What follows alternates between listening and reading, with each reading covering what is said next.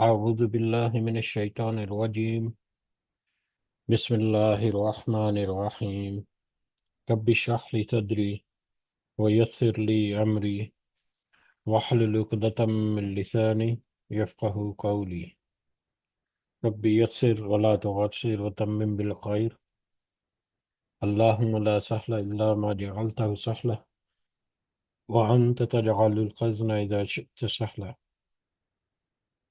اللهم انفعنا بما علمتنا وعلمنا ما ينفعنا وزدنا علما. آمین یا رب العالمین۔ آج ہم انشاءاللہ اللہ کے خاص فضل و کرم سے، اس کی خاص رحمت اور توفیق سے سورۃ المرسلات شروع کریں گے اور اس کی آیات کو ہم سمجھنے کی کوشش کریں گے۔ سب سے پہلے ہم اسی کی حمد اور اسی کا شکر اور اسی کی تعریف کرتے ہیں جس نے ہمیں یہ وقت اور یہ مہلت عطا فرمائی، جس نے ہمیں یہ وسائل، یہ سہولیات، ٹیکنالوجی، رزق اور بے شمار انعام و اکرام اور فضل و کرم ہمارے اوپر کیا، اور خاص کر جس نے ہمارے دلوں میں یہ ڈالا کہ ہم اس بابرکت کلام کو سمجھنے کی کوشش کریں۔ اللہ تعالیٰ سے دعا ہے کہ اس کوشش میں ہمیں استقامت نصیب فرمائے، اس کی صحیح سمجھ اللہ تعالیٰ ہمیں عطا فرمائے، اس کے ذریعے سے اللہ ہمیں اپنی اور اپنے ساتھیوں کی اصلاح کرنے کی توفیق عطا فرمائے، اور دنیا کے ساتھ ساتھ اللہ ہمیں آخرت کی کامیابی اور بھلائی اور اپنا خاص فضل و کرم ہمارے شامل حال رکھے۔ آمین یا رب العالمین۔ آگے بڑھنے سے پہلے اپنا ہم پچھلا سبق، اس کا ترجمہ دہراتے ہیں، جو کہ سورۃ الدہر یا سورۃ الانسان، جس میں اللہ تعالیٰ نے فرمایا کہ یقیناً انسان پر ایک وقت زمانے میں گزرا ہے جبکہ یہ کوئی قابل ذکر چیز نہ تھا۔ بے شک ہم نے انسان کو مخلوط نطفے سے امتحان کے لیے پیدا کیا اور ان کو سنتا اور دیکھتا بنایا۔ ہم نے اسے راہ دکھلائی، اب خواہ وہ شکر گزار بنے خواہ ناشکرا۔ یقیناً ہم نے کافروں کے لیے زنجیریں اور طوق اور شعلوں والی آگ تیار کر رکھی ہے۔ بے شک نیک لوگ وہ جام پئیں گے جن کی آمیزش کافور کی ہے، جو ایک چشمہ ہے جس سے اللہ کے بندے پئیں گے اور اس کی نہریں نکال لے جائیں گے جدھر کو چاہیں گے۔ جو نظر پوری کرتے ہیں اور اس دن سے ڈرتے ہیں جس کی برائی چاروں طرف پھیل جانے والی ہے، اور اللہ تعالیٰ کی محبت میں کھانا کھلاتے ہیں مسکین اور یتیم اور قیدیوں کو۔ ہم تو تمہیں صرف اللہ تعالیٰ کی رضامندی کے لیے کھلاتے ہیں، نہ تم سے بدلہ چاہتے ہیں اور نہ ہی شکر گزاری۔ بے شک ہم اپنے پروردگار سے اس دن کا خوف کھاتے ہیں جو اداسی اور سختی والا ہے۔ پس انہیں اللہ تعالیٰ نے اس دن کی برائی سے بچا لیا اور انہیں تازگی اور خوشی پہنائی، اور انہیں ان کے صبر کے بدلے جنت اور ریشمی لباس عطا فرمائے۔ یہ وہاں تختوں پر تکیے لگائے ہوئے بیٹھیں گے، نہ وہاں آفتاب کی گرمی دیکھیں گے اور نہ جاڑے کی سردی۔ ان جنتوں کے سائے ان پر جھکے ہوئے ہوں گے، ان کے میوے اور گچھے نیچے لٹکائے ہوئے ہوں گے، اور ان پر چاندی کے برتنوں اور ان کے جاموں کا دور کرایا جائے گا جو شیشے کے ہوں گے، اور شیشے بھی چاندی کے جن کو ساقی نے اندازے سے ناپ رکھا ہوگا، اور انہیں وہاں وہ جام پلائے جائیں گے جن کی آمیزش زنجبیل کی ہوگی، اور جنت کی ایک نہر سے جس کا نام سلسبیل ہے، اور ان کے ارد گرد گھومتے پھرتے ہوں گے وہ کم سن بچے جو ہمیشہ رہنے والے ہیں، جب تو انہیں دیکھے تو سمجھے کہ جیسے بکھرے ہوئے موتی ہیں۔ تو وہاں جہاں بھی کہیں نظر ڈالے گا سراسر نعمتیں اور عظیم و شان سلطنت ہی ہوگی۔ ان کے جسموں پر سبز باریک اور موٹے ریشمی کپڑے ہوں گے، انہیں چاندی کے کنگن کا زیور پہنایا جائے گا، اور انہیں ان کا رب پاک صاف شراب پلائے گا۔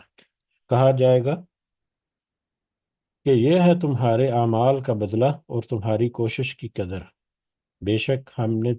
تجھ پر بتدریج قرآن نازل کیا، بس تو اپنے رب کے حکم پر قائم رہ، اور ان میں سے کسی گناہ گار یا ناشکرے کا کہا نہ مان، اور اپنے رب کے نام کا صبح و شام ذکر کیا کر، اور رات کے وقت اس کے سامنے سجدے کر، اور بہت رات تک اس کی تسبیح کیا کر۔ بے شک یہ لوگ جلدی ملنے والی دنیا کو چاہتے ہیں، اور اپنے پیچھے ایک بڑے بھاری دن کو چھوڑ دیتے ہیں۔ ہم نے انہیں پیدا کیا ہے، اور ہم نے ہی ان کے جوڑ جوڑ اور بندن مضبوط کیے، اور ہم جب چاہیں انہیں ان کے عوض ان جیسے اور بدل دیا۔ یقیناً یہ تو نصیحت ہے، بس جو چاہے اپنے رب کی راہ لے لے، اور تم نہ چاہو گے مگر یہ کہ اللہ تعالیٰ ہی چاہے۔ بے شک اللہ تعالیٰ حکمت والا اور علم والا ہے، جسے چاہے اپنی رحمت میں داخل کرے گا، اور ظالموں کے لیے اس نے دردناک عذاب تیار کر رکھا ہے۔ یہ ہمارا کل کا سبق تھا، جس میں ہم نے دیکھا سورۃ الانسان یا سورۃ الدہر۔ اس میں انسان کی ایک اپنی حیثیت، اپنی اوقات انسان کی وقت کیا ہے، کہاں سے انسان آیا، کہ ایک وقت تھا کہ اس کا کوئی نام لیوا نہ تھا، اس کا کوئی نام و نشان نہیں تھا، اس کا کوئی ذکر نہیں تھا، اس کی کوئی پہچان نہیں تھی۔ اللہ تعالیٰ نے اس دنیا پر اس کو ظاہر کر کے اس کو ایک پہچان، اس کو ایک آئیڈینٹی، اس کو ایک شناخت دی، اور اسے طاقت، عقل و شعور اور ساری سکلز دے کر اس کو پھر پوری گائیڈ لائن بھی دی، تاکہ اس کو آزمایا جا سکے۔ جب وہ انسان جو ہے اس آزمائش پر پورا اترتا ہے، تو پچھلی یہ جو سورہ مبارکہ ہم نے دیکھی سورۃ الانسان، تو اس میں زیادہ تر موضوع یہی تھا کہ وہ انسان جو اس آزمائش پر پورا اترتا ہے، وہ اس کے لیے جنت کی نعمت ہے، اور جنت کی کیسی نعمتیں ہوں گی، ان میں سے کچھ نعمتوں کا تذکرہ جو ہے وہ ہمیں اس سورہ مبارکہ میں ملا۔ اس کے علاوہ جو نافرمانی کرنے والے ہیں ان کے بارے میں بھی مختصر انداز میں، لیکن زیادہ تر جو اس میں موضوع تھا وہ جنت کے بارے میں تھا، جو ان لوگوں کو جنہوں نے اپنی نظریں پوری کی، اپنے وعدے پورے کیے، اپنے قول و قرار پورے کیے، اور اپنے عمل میں اور اپنے ایمان میں پختگی لے کر آئے، ان کے بارے میں جو زیادہ تر آیات ہمیں ملی۔ بہرحال آج کی ہمارا جو اگلا سبق ہے وہ سورۃ المرسلات ہے، اور سورۃ المرسلات میں ہم دیکھیں گے کہ اس کے برعکس، پچھلی سورہ کے برعکس، اس سورہ مبارکہ میں ہمیں جہنم کا، وہ لوگ جنہوں نے جرم کیا، جنہوں نے ظلم کیا، جنہوں نے نافرمانی کی، انکار کیا یا جھٹلایا، ان کے بارے میں کہ ان کا انجام کیسا ہوگا، اس کے بارے میں ہمیں زیادہ فوکس یا زیادہ مطلب زیادہ آیات جو ہیں وہ ہم ملیں گی۔ بہرحال آج کا سبق ہم شروع کرتے ہیں سورۃ المرسلات۔ یہ مکی سورہ ہے۔ سورت میں اس قرآن مجید میں جو مصحف ہے، یہ جو اس کی صورتوں کی ترتیب کے اعتبار سے یہ 77 نمبر پر، 77 نمبر پر یہ سورہ مبارکہ ہے، جبکہ ترتیب نزولی کے اعتبار سے یہ 33 نمبر، 33ویں نمبر کی آتی ہے۔ اس میں 50 ٹوٹل آیات ہیں، اور 2 رکوع ہیں، 2 رکوعات اور چھوٹی چھوٹی سی 50 آیات پر مشتمل یہ مکی سورہ، سورۃ المرسلات۔ مرسلات اسی سورہ مبارکہ میں پہلی ہی آیت میں یہ لفظ آیا ہے، جس کا مطلب ہے بھیجا جانا یا بھیجی جانے والی۔ مرسلات جیسے رسول ہے، اللہ کی طرف سے بھیجا گیا، فرشتوں کے لیے بھی رسول کا لفظ استعمال ہوا، رسولوں کے لیے بھی یہ لفظ جو ہے استعمال ہوا۔ رسالہ بھی اسی سے کہتے ہیں، رسالت بھی اسی سے کہتے ہیں، پیغام رسانی کے لیے، پیغام پہنچانے کے لیے۔ تو یہ سارے مطلب اور جو ہے مفہوم جو ہے وہ اس لفظ سے نکلتے ہیں۔ بہرحال جب ہم آگے بڑھیں گے تو ہم دیکھیں گے کہ اس کا جو مطلب لیا گیا ہے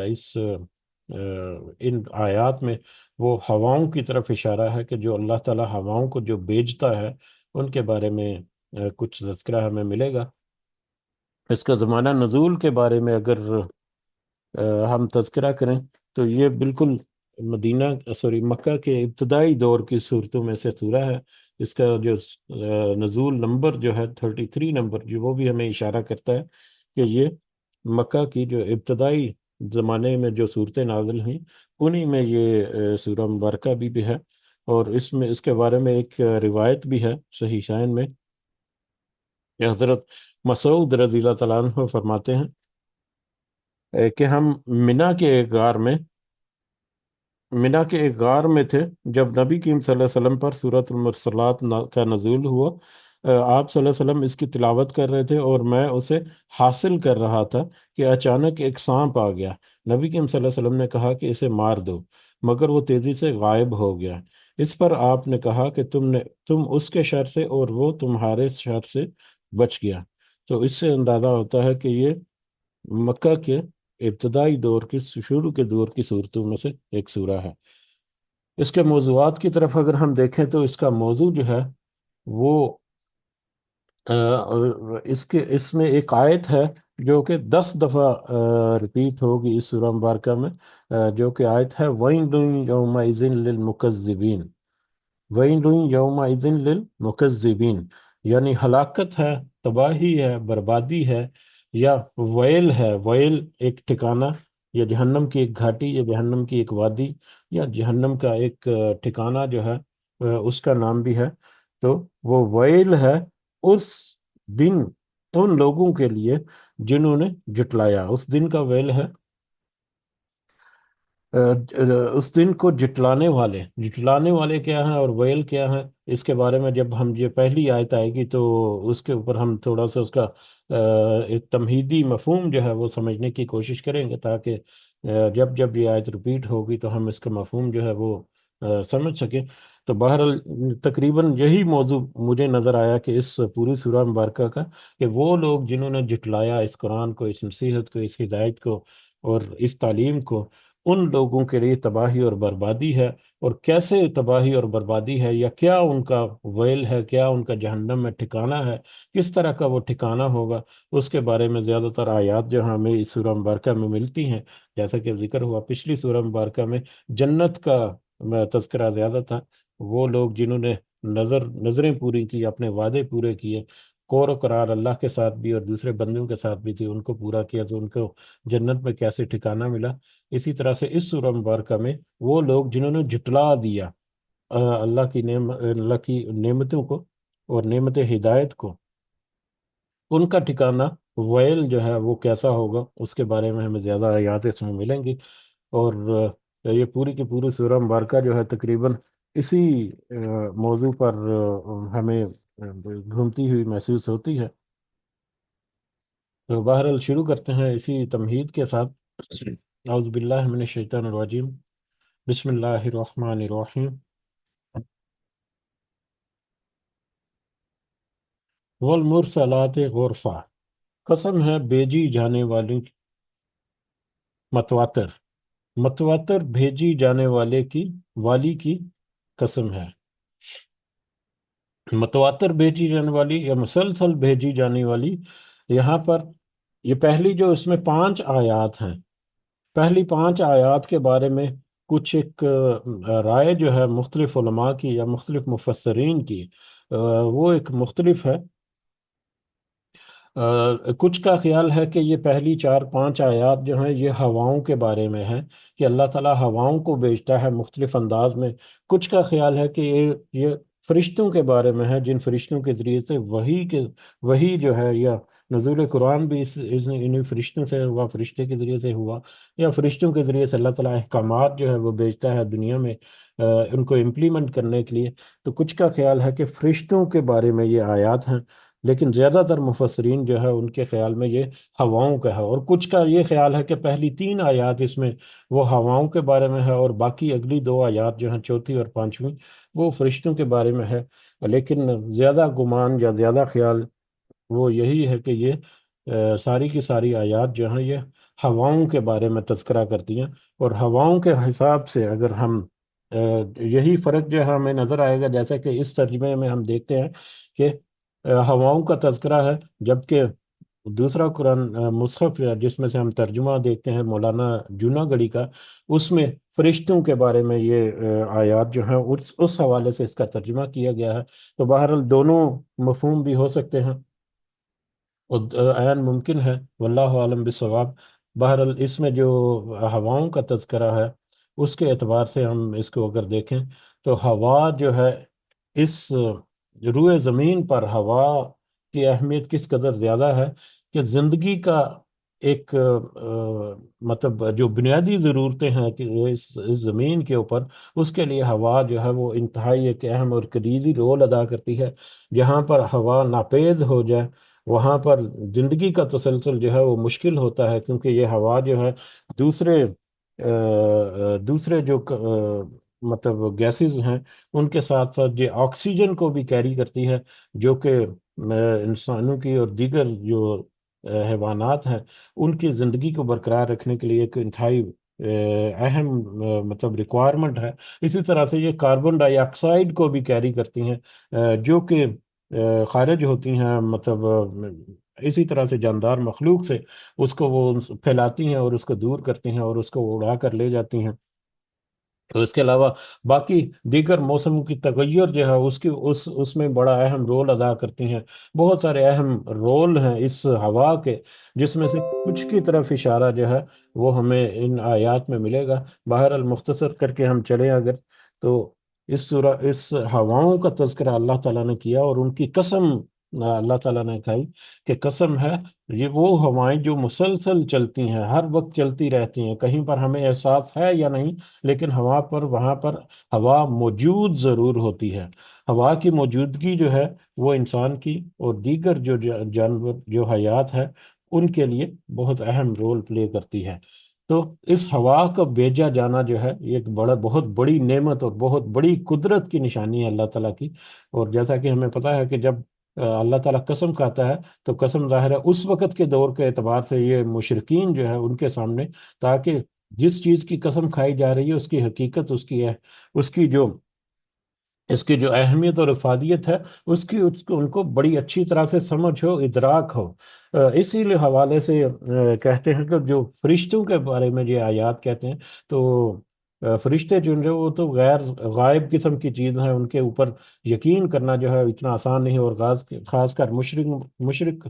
اور نان مسلم لوگ جو ہیں وہ فرشتوں پر زیادہ اعتماد ہی نہیں رکھتے، یقین ہی نہیں رکھتے، تو ان کے لیے فرشتوں کی قسم کھانا زیادہ اہمیت نہیں رکھتا تھا۔ تو ہوائیں جو ہیں، جو روزمرہ ان کی ضروریات پوری کرنے میں کلیدی رول ادا کرتی ہیں، تو ہواؤں کی قسم اللہ تعالیٰ نے کہا کہ جو کہ مسلسل چلتی رہتی ہیں، جو کہ ہر وقت اس زندگی کو اپنے اندر سمیٹے ہوئے ہر ذی روح، ہر زندہ چیز اور جاندان کے لیے اس کی زندگی کی پیغام جو ہے یا زندگی کا اس کا جو تسلسل ہے اس کو اپنے ساتھ سمیٹے پھرتی ہیں، مختلف انداز میں چلتی پھرتی ہیں۔ فل آسیا فل آصفاتی اسفا، پھر وہ تیز و تند چلنے والی ہواؤں کی قسم۔ یہ ہوائیں جو ہیں یہ ہر وقت متوازن چلتی ہیں، کبھی یہ تیز و تند چلتی ہیں، بڑی بڑی تیز رفتاری سے چلتی ہیں، جکڑ کی صورت میں چلتی ہیں، طوفان کی صورت میں کبھی آتی ہیں، آندھی کی صورت میں کبھی آتی ہیں، کبھی یہ ٹرناڈو کی شکل میں آتی ہیں۔ اور ٹرناڈو مغرب کی امریکن کچھ ریاستیں ایسی ہیں جہاں پر اکثر جو ہے یہ چلتے ہیں، اور اس قدر یہ مضبوط ہوا کے گولے کی طرح ہوتے ہیں، ہوا کا گولا کہہ لیں اردو میں، کہ مطلب اپنے راستے میں یا اس کے راستے میں آنے والی بڑی سے بڑی چیزیں جو ہیں، گاڑیاں وغیرہ اور مکانوں کی چھتیں وغیرہ جو ہے نا، وہ ان کو بھی اڑا کر وہ لے جاتے ہیں اور کئی میٹر بلند کر کے پھر ان کو پھینکتے ہیں۔ تو یہ بہت ہی ایک خطرناک قسم کے ہوا کے ہیولے جو ہیں وہ چلتے ہیں، جکڑ چلتے ہیں۔ تو یہ ہوا جو ہے کہ کبھی تو بہت تیز طوفان بن کر جھکڑ کی صورت میں چلتی ہے، ون ناشرات نشرا، اور پھر وہ پھیلانے والی ہے پھاڑ کر، یعنی پھر وہ بادلوں کو پھیلانے والی ہے۔ یہ ہوائیں جو ہے پہلی آیت سے ہمیں اندازہ ہوتا ہے کہ مسلسل چلتی ہے، بڑی سمودری چلتی ہے، خوش آئند لگتی ہے، بڑی زندگی کے پیغام اور بڑی امیدیں لے کر وہ چلتی رہتی ہے، جبکہ وہی ہوا جو ہے کبھی وہ طوفان بن کر ایک ڈر اور خوف کی فضا جو ہے وہ ہر وقت ہر طرف جو ہے وہ پیدا کر دیتی ہے، اور پھر وہی ہوا جو ہے اسی کی قسم، واو جو ہے یہ قسمیہ ہے، اور پھر اس ہوا کی قسم جو کہ بادلوں کو پھیلانے والی ہے پھاڑ کر، یعنی بادلوں کو ایک جگہ سے اٹھا کر ان کو مختلف حصوں میں تقسیم کر کے مختلف جگہوں پر اس کو ٹرانسپورٹ کرتی ہے، مختلف جگہوں پر ان کو دھکیل کر لے کر جاتی ہے اللہ کے حکم سے۔ جہاں پر کہیں پر بارش کی ضرورت ہے، اللہ کے حکم سے بارش برسنی ہے، وہاں پر جا کر ان کو ہوا کا دباؤ جو ہے کم ہو جاتا ہے، اور وہاں پر بادل رکتے ہیں اور بارش برساتے ہیں۔ جہاں پر بارش کے برسانے کا حکم نہیں ہے اللہ کو، تو وہاں سے ان کو وہ پھر اٹھا کے لے جاتی ہے اور دور کہیں دوسری جگہوں پر لے جاتی ہے اللہ تعالیٰ کے حکم سے۔ تو یہ ہوائیں جو ہیں ان کی قسم جو کہ بادلوں کو اٹھا کر پھیلانے والی ہیں، فالفارقات فرقہ، اور پھر وہ بادلوں کو پھاڑنے والی ہیں جدا کر کے۔ پہلے وہ ان کو سمیٹ کر ایک جگہ پر لے کر جاتی ہیں، پھر وہ ان کو منتشر کر دینے والی ہوائیں ہیں۔ انہی ہواؤں کے زور سے، انہی ہواؤں کے زیر اثر یہ بادل جو ہے منتشر بھی ہوتے ہیں۔ کبھی کبھی ہم آسمان میں دیکھیں تو آسمان میں بادل جو ہیں وہ بڑی تیزی سے منتشر ہوتے ہیں، ہمیں نظر بھی آتے ہیں، مطلب بادلوں کی حرکت اکثر جو ہے وہ تو بہت سلو ہوتی ہے، یہ زیادہ محسوس نہیں ہوتی، لیکن کبھی کبھی تو اس قدر تیز ہوتی ہے کہ وہ اکٹھے بھی بڑی تیزی سے ہوتے ہیں اور منتشر بھی بڑی تیزی سے ہو جاتے ہیں۔ تو یہ سارا کچھ جو ہے یہ انہی ہواؤں کی مرہون منت ہے، یہ انہی ہواؤں کے ذریعے سے اللہ تعالیٰ کرتے ہیں۔ فالملقیاتی ذکرا، پھر جو دلوں میں ڈالنے والی ہے یاد الہی کو، پھر یہ ہوائیں جو ہیں یہ ذریعہ بنتی ہیں یا باعث بنتی ہیں ذکر الہی، اللہ کی طرف توجہ یا اللہ کا ذکر جو ہے وہ دلوں میں ڈالیں، چاہے وہ عذرا او نذرا، چاہے وہ عذر دور کرنے کے لیے ہوں یا ڈر سنانے کے لیے ہیں۔ عذر دور کرنے کے لیے یا ڈر سنانے کے لیے جو وہ ہوائیں جو ہیں کبھی بڑے معتدل انداز میں، کبھی خوشگوار انداز میں وہ چلتی ہیں، خوشگوار انداز میں چلتی ہیں، جو کہ بڑا ایک اچھی تبدیلی لے کر آتی ہیں، ٹھنڈی ہوائیں چلتی ہیں، اور پھر وہ بارش کی پیش گوئی لے کر آتی ہیں، جس سے بارانی علاقوں میں یا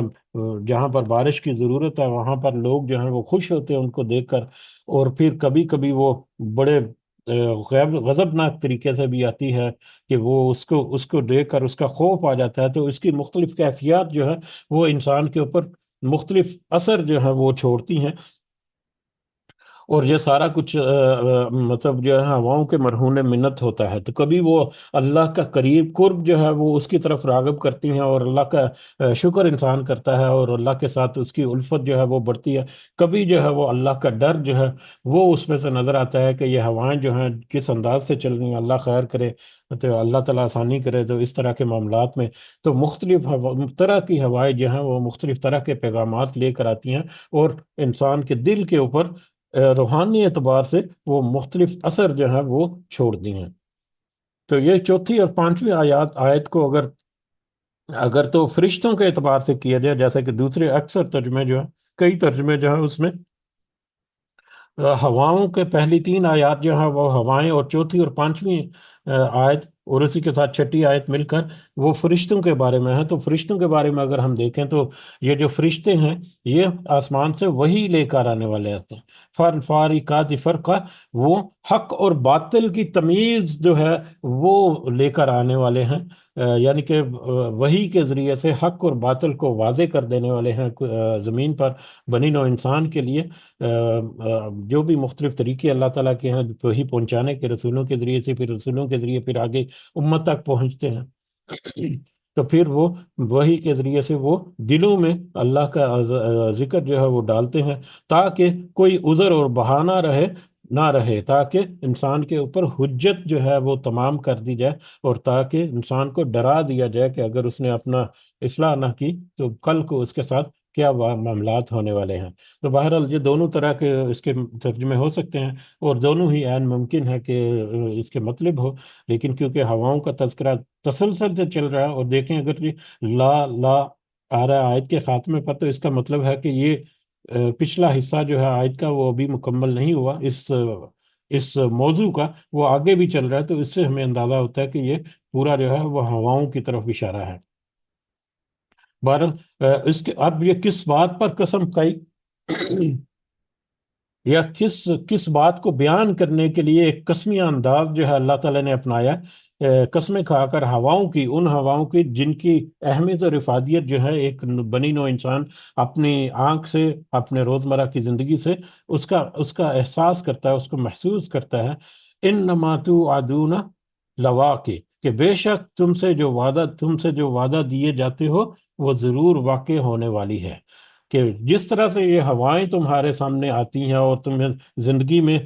کبھی تمہیں بڑی خوشخبری دیتی ہیں اور کبھی تمہیں بڑا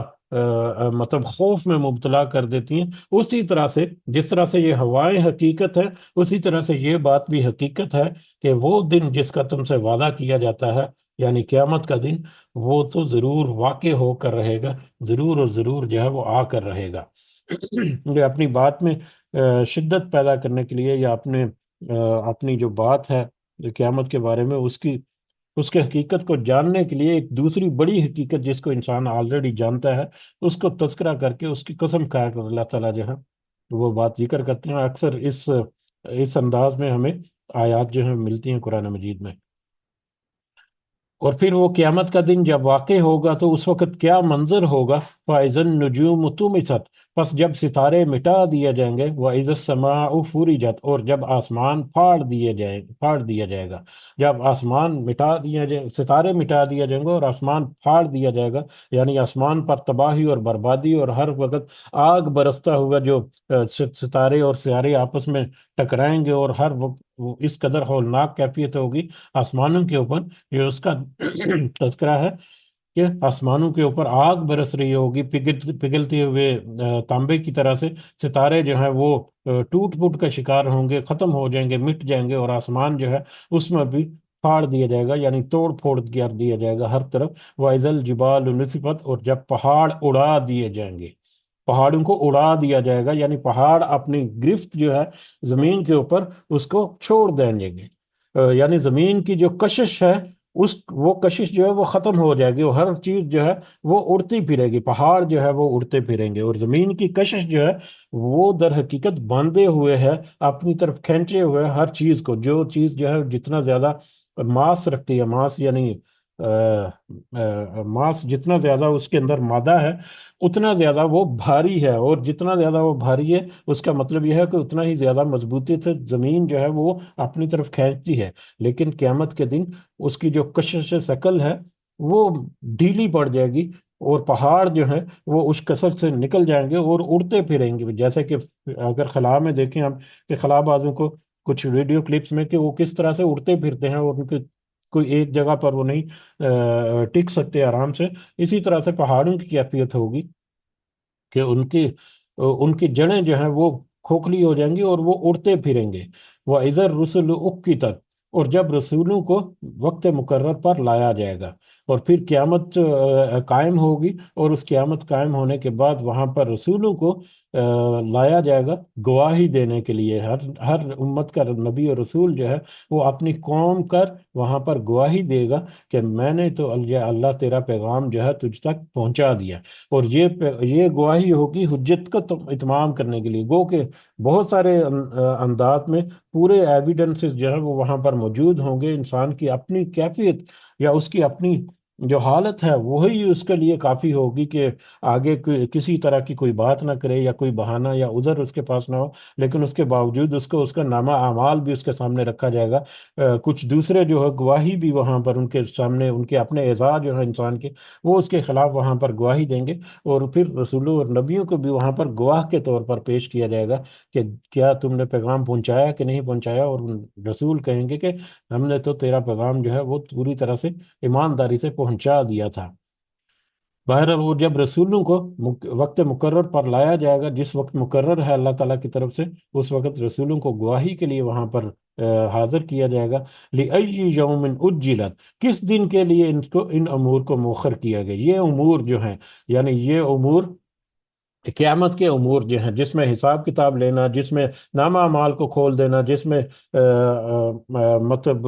سارے یہ معاملات ہوں گے، تو یہ کس دن کے لیے مؤخر کیے ہیں؟ دنیا کے لیے نہیں۔ دنیا میں تو انسان جو ہے وہ امتحان گاہ میں ہے، امتحان گاہ میں جب تک امتحان نہیں دے گا اس کا نتیجہ اس کے پاس نہیں آئے گا، اور امتحان اس کا مکمل ہونے کے بعد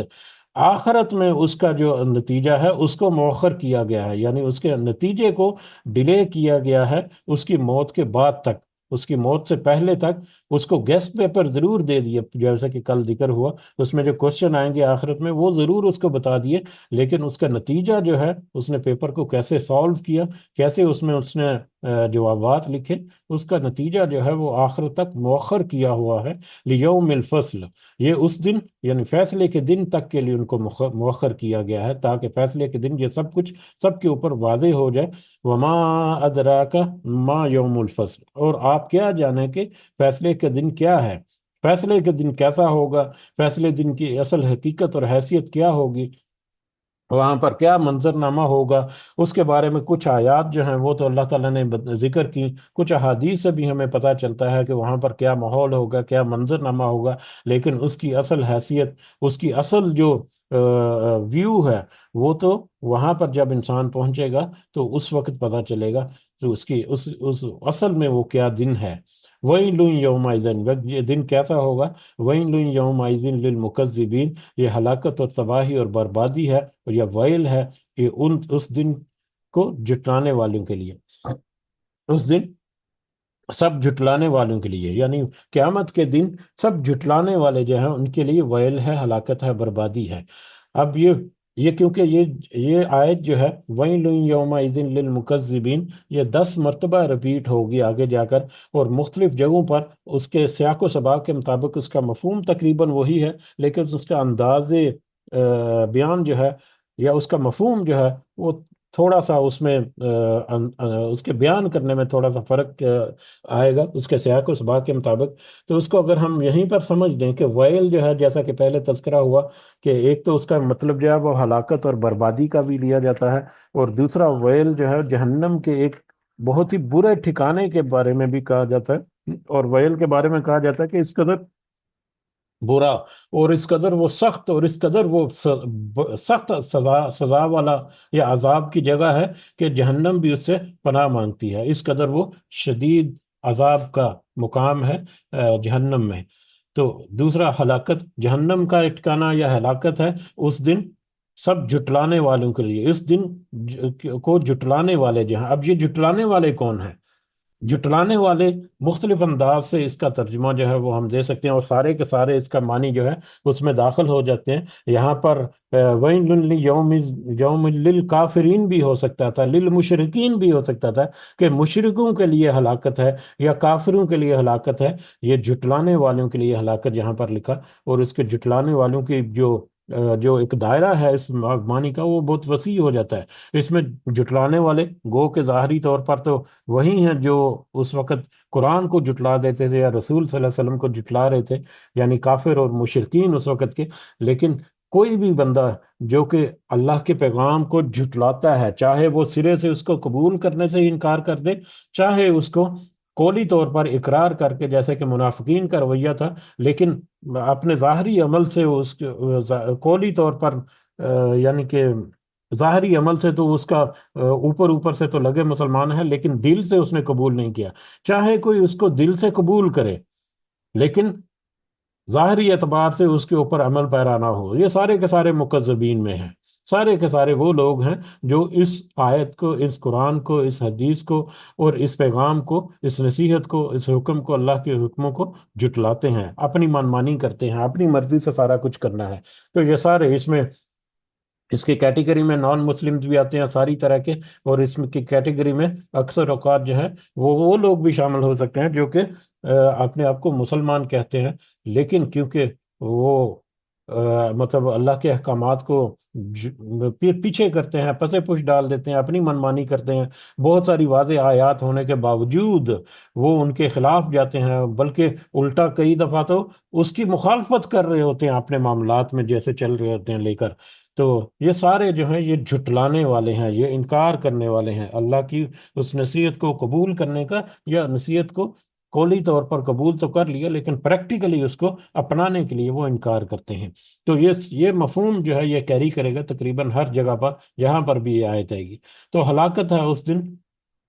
سب جٹلانے والوں کے لیے، یا ویل ہے اس دن سب جٹلانے والوں کے لیے، وہ دن جو ہے وہ فیصلے کا دن ہوگا۔ علم نہلکل اولین، کیا نہیں ہم نے ہلاک کر دیے پہلے لوگوں کو؟ اس سے پہلے لوگوں کی طرف دیکھو ذرا، اپنی اپنے واقعات بہت سارے تمہیں قرآن میں بھی تذکرہ ہوا، تمہیں اپنی تاریخ کی کتابوں میں بھی ملتا ہے کہ اس سے پہلے کئی قومیں آئیں، قوم نوح آئے، قوم عاد، قوم سمود، قوم لود، اور بہت ساری اور دیگر قومیں، کس طرح سے ہم نے ان کو ہلاک کر دیا۔ ثم نتبعہم الآخرین، پھر ہم پیچھے بیچتے رہے ان کے دوسروں کو، ان قوموں کو ہم نے ہلاک کیا، اور ان کے بعد ہم نے دوسری قوموں کو بھیجا۔ جیسے کہ قوم نوح جو ہے وہ لمبا عرصہ تک ان کو تبلیغ کی گئی، لیکن انہوں نے انکار کیا، اس قوم کو غرق کر کے اس کے بعد آنے والی قوم جو ہے قوم عاد تھی۔ قوم عاد میں، قوم نوح میں سے بچنے والے جو لوگ تھے وہ تو سارے مسلمان تھے، وہ تو سارے مطلب حضرت نوح علیہ السلام پر ایمان لانے والے تھے، لیکن عرصہ گزر گیا اور بتدریجی ان میں پھر واپس گمراہیاں اور اسی طرح سے برائیاں پنپ گئیں، اور اسی طرح سے شرک واپس ان میں آ گیا۔ پھر قوم عاد کو بھی ہم نے تباہ و برباد کر دیا، وہاں سے بچنے والے جو ہیں وہ بھی نیک اور صالح لوگ تھے، لیکن وقت گزرنے کے ساتھ ساتھ ان میں پھر قوم سمود جو ہے وہ بعد میں جا کر ہوئی، ان کو بھی اسی طرح سے ہلاک کر دیا۔ تو دیکھو ذرا اپنی پوری ہسٹری اٹھا کر دیکھو کہ کتنی قومیں ہیں جن کو ہلاک کر کے ان کی جگہ پر دوسرے لوگ لے کر آئے اللہ تعالیٰ، اور ان کے پیچھے دوسرے لوگوں کو بھیجتا رہا۔ یہ تمہارے لیے ایک بہت گہرا سبق اور بہت گہرا پیغام رکھتی ہیں یہ سارے واقعات جو ہیں۔ کذالک نفعل بالمجرمین، اسی طرح سے ہم مجرموں کے ساتھ کرتے ہیں، یعنی مجرموں کے ساتھ بھی اسی طرح سے معاملہ ہوگا کہ اگر وہ اللہ کے انکار کرتے رہیں گے تو ہم ان کو دنیا سے مٹا دیں گے اور ان کی جگہ پر دوسرے لے آئیں گے، چاہے وہ دنیا میں ان کو مٹا کر ان کو ختم کر دیا جائے، چاہے ان کو دنیا میں مطلب دنیا میں سزا کے طور پر ان کو مٹا دیا جائے، چاہے ان کو دنیا میں مہلت دے کر موت کے بعد آخرت میں ان کو پکڑ کے ہو۔ تو اسی طرح سے کذالک نفعل بالمجرمین، اسی طرح سے ہم کرتے ہیں مجرموں کے ساتھ، جو جرم کرنے والے ہیں ان کے ساتھ اسی طرح سے معاملات ہوتے ہیں، سزا ان کے لیے طے شدہ ہوتی ہے۔ ویل یومئذ للمکذبین، تو ایسے لوگ جو اللہ کے احکامات کو جھٹلاتے ہیں ان کے لیے تو ہلاکت ہی ہے اس دن، اس فیصلے کے دن میں۔ الم نخلقکم،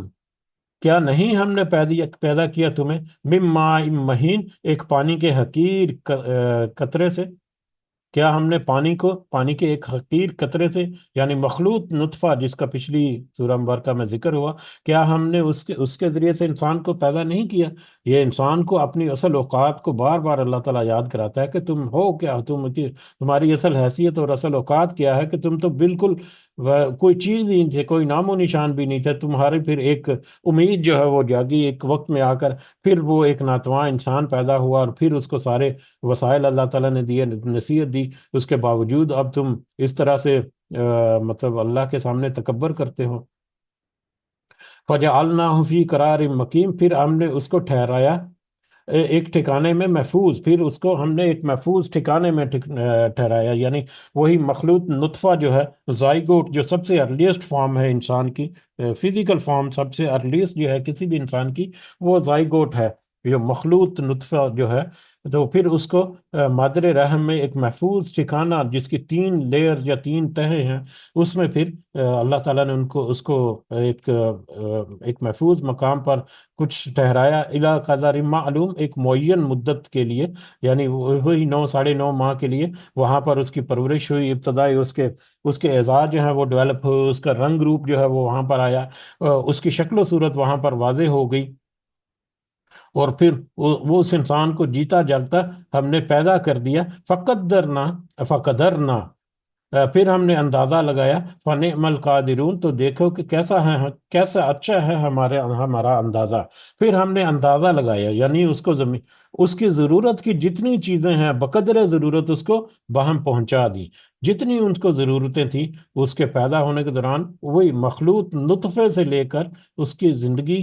یعنی اس کے پیدا ہونے تک، اور پھر اس کے پیدا ہونے سے لے کر اس کی موت کے وقت تک، اس کی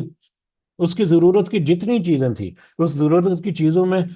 دنیاوی وسائل جو ہیں وہ تو آتے ہی ہیں، مطلب کھانا پینا، دنیا کی نعمتیں مادی جو ہیں وہ تو ساری ہیں ہی، اس کے علاوہ اس کو عقل و شعور بھی اللہ تعالیٰ نے عطا کیا، اس کو پھر ہدایت اور نصیحت کی رسولوں کے ذریعے سے، کتابوں کے ذریعے سے، وہ بھی ہم ان کو پہنچا دیں۔ تو جو کچھ اس کو ضرورت تھی بقدر ضرورت اس کو ہر چیز مہیا کر دی۔ تو دیکھو کہ اللہ تعالیٰ کس طرح سے ہر چیز کو مہیا کرنے والا ہے ضرورت کے مطابق ہر انسان کو، کہ اس کی جس وقت کی ضرورت ہے اس کو وہ بہم پہنچا دے۔ اب انسان اگر ناشکری کرتا ہے تو بہت کچھ ہونے کے باوجود اس کو کم لگتا ہے، اگر وہ شکر گزاری کی روش اختیار کرتا ہے تو بہت تھوڑے سے وسائل میں بھی وہ بڑا مطمئن ہوتا ہے اور بڑا اللہ کا شکر گزار بندہ ہوتا ہے۔ تو یہ تو انسان کی اپنی سوچ ہے، اور اپنی اس کی عقل ہے کہ وہ کس طرح سے اپنے حالات کو مقابلہ کرتا ہے، یا اپنے حالات جو ہے اس کے سامنا کرتا ہے۔ وگرنہ اللہ تعالیٰ نے تو بہت ساری نعمتیں اس کو دے رکھی ہیں کہ وہ شکر ادا کرتا، تھکنا نہیں چاہیے اسے۔ وَإِنَّ يَوْمَئِذٍ لِّلْمُكَذِّبِينَ کہ ان ساری نعمتوں کو اللہ تعالیٰ نے اس کو ادا کر دیا، اس کے باوجود جو ان نعمتوں کا انکار کرتا ہے، ان نعمتوں کو اللہ تعالیٰ کی ان سے فائدہ اٹھانے والا نہیں ہے، ان کو جھٹلاتا ہے، تو اس جھٹلانے والے کے لیے اس دن ہلاکت ہے، ویل ہے۔ الم نجعل الارض کفاتا، کیا ہم نے نہیں بنایا زمین کو سمیٹنے والا؟ سبحان اللہ، کہ اللہ تعالیٰ نے بعض دفعہ اتنی چھوٹی سی آیت میں اتنا بڑا مفہوم چھپایا ہوتا ہے کہ اس کو سمیٹنا بڑا مشکل ہوتا ہے۔ کہ اب یہ یہاں پر کیا آ گیا کہ الم نجعل الارض کفاتا، کہ کیا اللہ تعالیٰ نے، کیا ہم نے نہیں زمین کو بنایا سمیٹنے والا؟ کس کو سمیٹنے والا؟ احیا امواتا، زندوں کو بھی اور مردوں کو بھی۔ کیا ہم نے ان زمین کو زندوں اور مردوں کو سمیٹنے والا نہیں بنایا؟ سبحان اللہ۔ اس آیت کی حقیقت کو اگر ہم دیکھیں تو یہ زمین جو ہے یہ زندوں کو بھی اپنے اندر سمیٹے ہوئے ہے، اور مردوں کو بھی اپنے اندر سمیٹے ہوئے ہیں۔ زندہ جو ہیں ان کی تو ظاہری اعتبار سے ہمیں سمجھ لگتی ہے کہ وہ ہر چیز، زندہ چیز جو ہے وہ اسی زمین سے اپنی طاقت اور اپنی خوراک اور اپنی توانائیاں جو ہے وہ حاصل کرتی ہے۔ مطلب اسی زمین سے اس کے پودے، پھل وغیرہ جو ہیں وہ اگتے ہیں جس کو وہ کھاتا ہے، اسی زمین سے پھر حاصل کی گئی خوراک سے پلنے والے جانور جو ہیں ان کو وہ کھاتا ہے۔ اگر انسان کی بات کی جائے، باقی جتنی زندگی رکھنے والی چیزیں وہ ساری بھی اسی زمین سے مختلف انداز سے اپنی خوراک حاصل کر کے اپنی توانائی حاصل کرتی ہیں۔ اور پھر جو مردہ جسم ہے، مردہ چیزیں جو ہیں، چاہے انسان ہے، جانور ہیں، پودے ہیں، یا ہر طرح کی کوئی بھی چیز جو ہے، ایون کہ مردہ فضلات جس کو ہم کہتے ہیں، جو ہم کھانا کھانے کے بعد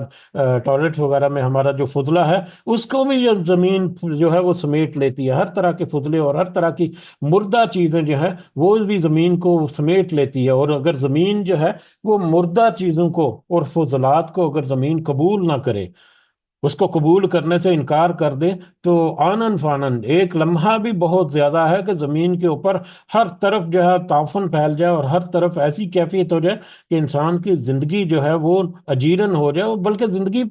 قائم ہی نہ رہ سکے۔ اس قدر مطلب گہرا امپیکٹ ہے کہ زمین نہ صرف زندوں کو ان کی زندگی بخشے ہوئے، بلکہ مردوں کو ان کے مرنے کے بعد بھی وہ قبول کرتی ہے، ان کو ڈیکمپوز کرتی ہے، ان کو ڈیکمپوز کر کے مطلب زمین کے اپنا حصہ بنا لیتی ہے۔ گو کہ وہ مختلف بیکٹیریا کے ذریعے سے ہوتا ہے یا دوسرے طریقے سے، لیکن ہر چیز جو ہے وہ اسی زمین کی مرہون منت ہے۔ اور یہ پھر کچھ چند سالوں یا چند صدیوں کے لیے نہیں، یہ ہزاروں سالوں سے چلتا آ رہا ہے، اور پتہ نہیں کتنے ہزار سال ابھی اس زمین کے باقی ہیں، جو اللہ تعالیٰ کو معلوم ہے کہ یہ سلسلہ جو ہے وہ چلتا رہے گا۔ تو سبحان اللہ، کس قدر بڑی قدرت اللہ تعالیٰ نے اس زمین میں جو رکھی ہوئی ہے، اس کا یہاں پر اس کا اشارہ دیا کہ ہاں، کیا ہم نے زمین کو زندوں اور مردوں کو سمیٹنے والا نہیں بنایا؟ یعنی صرف اس موضوع کے اوپر اگر بحث کرنا شروع کر دیں تو کئی گھنٹے کی بحث ہو سکتی ہے، لیکن یہ موضوع جو ہے یہ مکمل نہیں ہو سکتا۔ تو یہ زمین کے اوپر زندوں اور مردوں کا اکٹھا مطلب سفر جو ہے جاری و ساری ہے ہزاروں سالوں سے، یہ بھی اللہ تعالیٰ نے اس زمین کو قدرت عطا فرمائی۔ وَجَعَلْنَا فِيهَا رَوَاسِيَ شَامِخَاتٌ، اور اس میں بلند پہاڑ جو ہے وہ اس میں ٹھہرا دیے یا اس میں بنا دیے۔ یہ بلند پہاڑ جو کہ ایک میخ یا ایک کیل کی بالکل ایک ٹوپی کی طرح سے، جس طرح کی ایک کیل جو ہے وہ اس کو زمین میں گاڑا جاتا ہے کہ یا کسی لکڑی میں گاڑا جاتا ہے، تو اس کی ایک ٹوپی یا اس کا کیپ جو ہے وہ ہمیں نظر آتا ہے، لیکن اس کی جڑیں جو ہیں وہ تو اس کے ٹوپی کی نسبت کئی گنا زیادہ ہوتی ہیں، جو اس کے اندر دنسی ہوتی ہیں۔ پہاڑوں کی بھی یہ کیفیت ہے کہ ظاہر میں نظر آنے والی تو ایک چھوٹی سی ٹوپی ہمیں نظر آ رہی ہے یا نیل کیپ ایک نظر آ رہا ہے، لیکن اس کے اندر جڑیں کس قدر وسیع ہیں اس کا اندازہ نہیں ہم کر سکتے۔ تو یہ اس قدر بڑے بلند پہاڑ جو ہیں یہ بھی اللہ تعالیٰ نے اس زمین کے اوپر گاڑ دیے، ان کا بھی ایک مقصد ہے بیلنس کرنے کے لیے، اور پھر نہ صرف بیلنس کرنے کے لیے بلکہ اس کا اندازہ ہمیں اگلی آیت کے اگلے حصے سے، وَأَسْقَيْنَاكُم مَاءً فُرَاتًا، پھر ہم نے پلایا تمہیں میٹھا پانی، وہ پانی جو کہ تم پیو تو تمہیں وہ میٹھا لگے، تمہارے لیے وہ یعنی افزودہ ہو، تمہارے لیے افزودگی لانے والا میٹھا پانی ہو۔ اب یہ میٹھا پانی جو ہے وہ کیسے حاصل ہوتا ہے؟ سمندر کا پانی تو اس قدر نمکین ہے کہ اس کو وہ قابل استعمال نہیں، نہ تو پینے کے لیے نہ ہی دیگر استعمال کے لیے یوز ہو سکتا ہے۔ مطلب بادلوں میں جب اٹھ کر جاتا ہے، جو کنڈینسڈ واٹر ہوتا ہے، ویپوریٹڈ واٹر جو ہوتا ہے، وہ ڈائریکٹ بادلوں سے جو نکل کر آتا ہے، تو وہ 100% پیور واٹر جو ہے وہ بھی قابل استعمال نہیں ہے۔ 100% پیور واٹر جو ہے وہ بھی انسان کے قابل استعمال نہیں ہے، وہ بھی انسان کے لیے بہت ساری جو سائیڈ افیکٹس ہیں وہ کیری کرتا ہے۔ لیکن یہی پانی، جب یہ پانی ہوا میں معلق ہو کر نیچے اترتا ہے، تو اپنے اندر بہت سارے آئند اور بہت سارے دیگر معدنیات جو ہے ان کو سمیٹ لیتا ہے۔ اور خاص کر یہ پانی جب پہاڑوں کا ذکر ہوا کہ پہاڑوں کے اوپر جب گرتا ہے، ندی نالوں کی شکلوں میں بہتا ہے، تو بہت ساری معدنیات اور بہت سارے نمکیات جو ہیں وہ اپنے اندر حل کر لیتا ہے، چاہے وہ ندی نالوں کے ذریعے سے بہہ کر آئے، چاہے وہ زمین کی تہوں سے پھر بیٹھا ہوا انڈر واٹر جس کو کہتے ہیں، زمین سے جو پانی ٹیوب ویل وغیرہ نکال کر یا ڈیپ ویل پمپ وغیرہ نکال کر جب وہ حاصل کیا جاتا ہے، تو وہ پانی جو ہے اس میں بھی بہت سارے نمکیات اور مائنرلز اور دھاتیں وغیرہ جو اس میں ایڈ ہو جاتی ہیں، جو کہ انسان کے لیے قابل استعمال ہوتی ہیں، اور نہ صرف قابل استعمال ہوتی ہیں بلکہ اس کی صحت کے لیے اور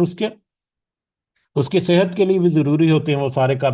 نمکیات وغیرہ۔ یہ باٹل جو پروسیس کرتے ہیں واٹر جو ہے، اس میں ہم دیکھتے ہیں کہ ایڈیڈ اس میں کبھی وائٹامن ڈی بھی ایڈ کیا رہتا ہے، کبھی اس میں لو سوڈیم لکھا ہوتا ہے، اور کبھی مائنرل جو ہیں وہ ایڈیڈ ہوتے ہیں۔ تو وہ مطلب یہ ساری چیزیں جو ہیں یہ اللہ تعالیٰ کی طرف سے قدرتی طور پر ان پہاڑوں کے مرہون منت بھی ہیں، جس کی وجہ سے زمین جو ہے وہ اونچے نیچے لیول جو ہے اس کے بنے، جس کے ذریعے سے پانی جو ہے وہ مختلف جگہوں سے بہتا ہوا آتا ہے، اور انسان کو پھر میٹھا پانی جو ہے وہ مہیا ہوتا ہے۔ سبحان اللہ، اللہ تعالیٰ کی کس قدر بڑی قدرت ہے، اور کس قدر ایک وسیع ٹاپک ہے جس کو اللہ تعالیٰ نے ایک آیت میں سمو دیا، وَيْلٌ يَوْمَئِذٍ لِّلْمُكَذِّبِينَ، کہ یہ ساری چیزیں، یہ ساری نعمتیں اللہ تعالیٰ کی جو ہیں، یہ اس لیے اللہ تعالیٰ ذکر کر رہا ہے کہ ان کو ذرا غور و فکر کرو اور سمجھو، اور اللہ کی معرفت حاصل کرو اور اس کی پیغام کی طرف پھیل جاؤ۔ سارا کچھ سمجھنے کے باوجود اگر پھر بھی تم انکار کرتے ہو، پھر بھی تم جھٹلاتے ہو، پھر بھی اللہ تعالیٰ کی وحی اور اللہ تعالیٰ کی نصیحت کا تم انکار کرتے ہو، تو پھر تو تمہارے لیے وَيْلٌ يَوْمَئِذٍ لِّلْمُكَذِّبِينَ، اس دن ایسے جھٹلانے والوں کے لیے بھی وہی ویل ہے یا ہلاکت ہے۔ ان تالکو، تم سب چلو، الا ما کنتم بہ تکذبون، اس طرف جس کو تم جھٹلاتے تھے۔ اب یہ دنیا کے بعد قیامت کا وقت منظر جو ہے وہ آ گیا، اب قیامت بپا ہو گئی۔ اب قیامت بپا ہونے کے بعد تم اب چلو اس دن جس کے تم جھٹلاتے تھے۔ دنیا میں تم قیامت کے دن کو جھٹلاتے رہے، یعنی مشرکین بھی جھٹلاتے ہیں، اور عام انسان جو ہے، ایون کہ مسلمان بھی، اگر وہ ظاہری الفاظ میں تو وہ اس کو مانتا ہے، لیکن پریکٹیکلی اس کو نہیں مانتا، پریکٹیکلی اس کے اوپر عمل نہیں کرتا، تو پریکٹیکلی وہ جھٹلاتا ہے۔ کئی قولی طور پر بھی جھٹلا دیتے ہیں، کئی قولی طور پر الفاظ کے اعتبار سے تو قبول کرتے ہیں، لیکن پریکٹیکلی اس کو جھٹلا دیتے ہیں۔ تو پریکٹیکلی جھٹلانے والا تو زیادہ عذاب کا مستحق ہے، زیادہ کیونکہ اس کو تو اللہ تعالیٰ نے نصیب کر دیا کہ وہ اس نے قبول کیا، لیکن اس کے باوجود وہ اس کے اوپر عمل نہیں کرتا، تو وہ بھی اس کا مستحق ہے کہ اس کے ساتھ بھی اسی طرح کا معاملہ کیا جائے۔ تو ان سارے لوگوں سے کہ چلو ذرا کہ اس دن کی طرف جس کو تم جھٹلاتے تھے، ان تالکو الی ظل ذی ثلاث شعب، تم سب چلو سائے کی طرف تین شاخوں والے جہنم میں۔ جب جہنم جہنم بپا ہوگی تو وہاں پر کوئی سایہ نہیں ہوگا، تیز تمتماتی دھوپ جو ہے وہ ہوگی، اور جہنمیوں کو دور سے ایک سائے والی جگہ جو ہے وہ نظر آتی ہوگی، وہ اس سائے والی جگہ کی طرف لپکیں گے، لیکن جب وہاں پر پہنچیں گے تو وہ دیکھیں گے کہ یہ سایہ جو ہے یہ تو نہ تو ٹھنڈا ہے، اور نہ ہی یہ سایہ اس طرح سے ہے جس طرح سے کوئی سکون یا آرام پہنچانے والا ہے، بلکہ اس میں تو حدت ہے، اس میں تو اور زیادہ گرمی ہے اس سائے میں۔ تو یہ اس سائے کی طرف اشارہ ہے جو جہنم کے دھوئیں یا جہنم کی وجہ سے وہاں پر ہوگا، جس کی مختلف برانچز جو ہیں وہ نکل رہی ہوں گی۔ تو ان کو کہا جائے گا کہ چلو تم الا ذل ذی ثلاث شعب، تم سب چلو سائے کی طرف تین شاخوں والے، یعنی دور سے ان کو وہ سایہ جو ہے وہ ایسے لگے گا جب تینوں طرف کو پھیلا ہوا ہے، برانچز ہیں اس کی، تو وہ اس کی طرف جب وہ بھاگیں گے، جب وہ وہاں پر پہنچیں گے تو پھر لا ذلیل ولا یغنی من اللہب، کہ نہ وہ ٹھنڈک ہے اور نہ ہی فائدہ دے گا شعلے سے، یعنی نہ تو وہ نہ ہی وہ ٹھنڈک فراہم کرتا ہے، اور نہ ہی آگ کی تپش سے اس میں کچھ کمی جو ہے وہ فیل ہوتی ہے، یعنی جس قدر بھی گرمی ہو سائے میں جانے سے کچھ نہ کچھ تو فرق پڑتا ہے، لیکن وہاں پر اس آگ کی تپش سے کمی جو ہے وہ بھی وہاں پر فیل نہیں ہوگی۔ ایسا سایہ جو ہے وہ بھی اس قدر سے سزا کا ہی ایک حصہ جیسے ہوگا۔ انہا ترمی بشرر کالقصر،